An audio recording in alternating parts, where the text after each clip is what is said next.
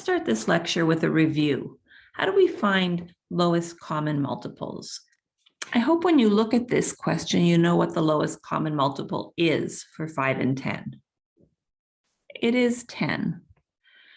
Remember, I suggested that you should write the prime factorization of the numbers that you were given.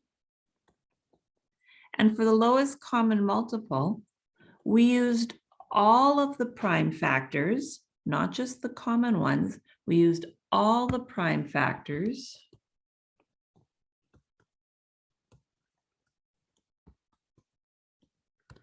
to their highest exponent.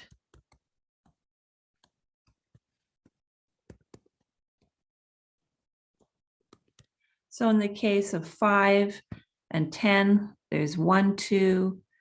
They both have 1, 5. So the lowest common multiple is 10. Can you see the lowest common multiple for 10 and 15? If we prime factor, we see that 10 is equal to 2 times 5.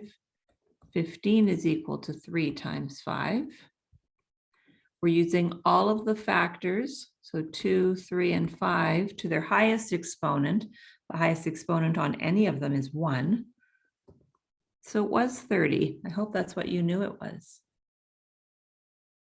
Pause your video, find the lowest common multiple for 20 and 30, and also for 72 and 48.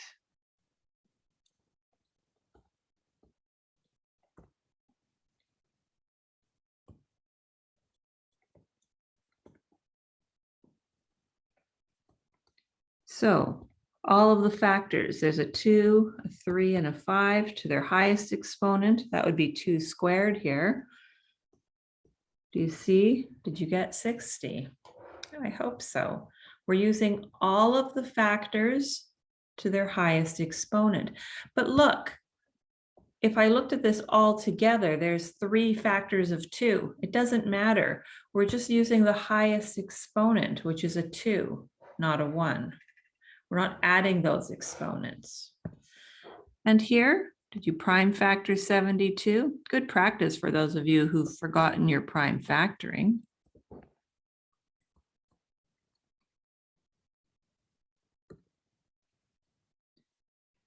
So we're using all of the factors, 2 and 3 are the factors, to their highest exponent.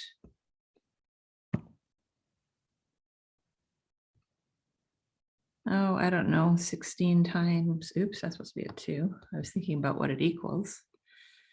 16 times 9.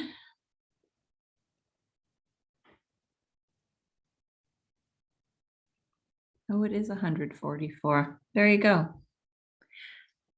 This way of thinking about finding lowest common multiples is what we're going to use here in your notes. We want to find the lowest common multiple of polynomials. We're doing the same thing. We're using all of the factors to their highest exponent.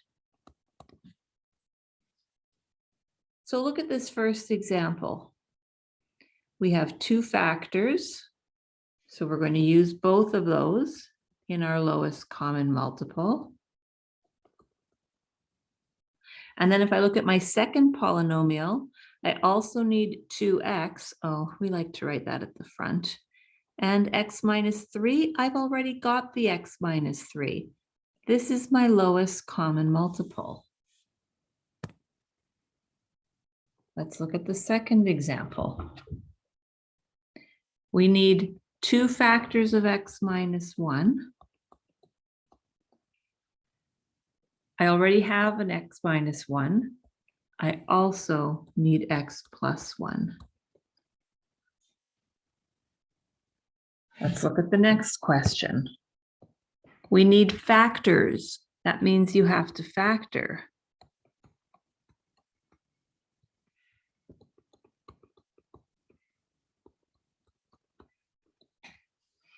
All of the factors are needed, so I need a 5.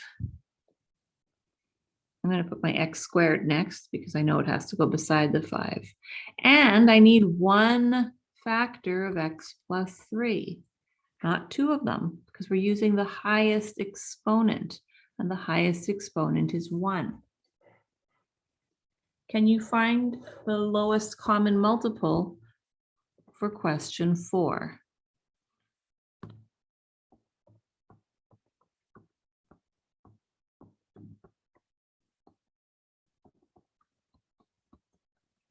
Well, you factored first of all, and you saw you needed the factors of x plus 7 and x minus 7. We already have x plus 7. Remember, we're using the highest exponent. That's a 1. And we also need that x plus 3.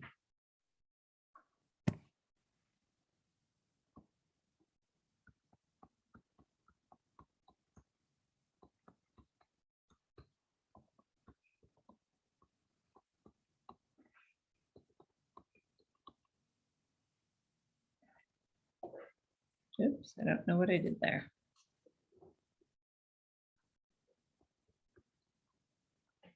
So for question 5, we need x plus 4 squared. I also need x minus 8. Don't have that yet. And x plus 5.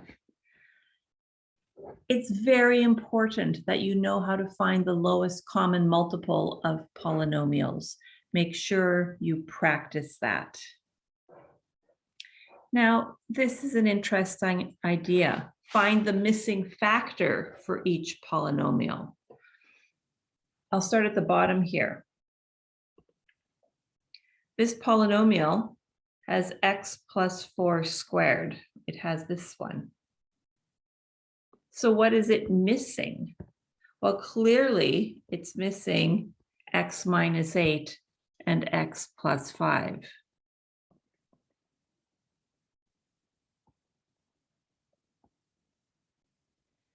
If I look at the second polynomial, it has the x minus 8 and the x plus 5.